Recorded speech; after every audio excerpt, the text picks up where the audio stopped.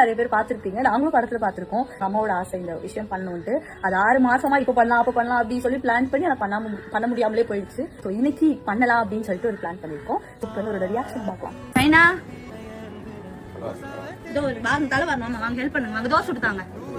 சும்மா பிளாக் எடுக்கிறேன். தோசை சுடுறது கூட இப்படிதான் தலையெல்லாம் வாரிட்டு தான் ரெடி ஆகி வருது.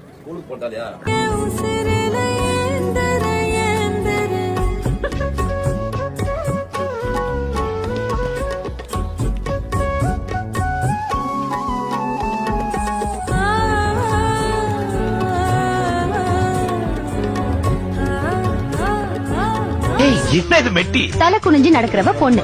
அவளுக்கு எதிரில வர ஆணுக்கு கல்யாணம் ஆயிருச்சு, அவனை வேற என்ன எண்ணத்தையும் பார்க்க கூடாதுங்கிறதுக்காக போடுறதுதான் மெட்டி.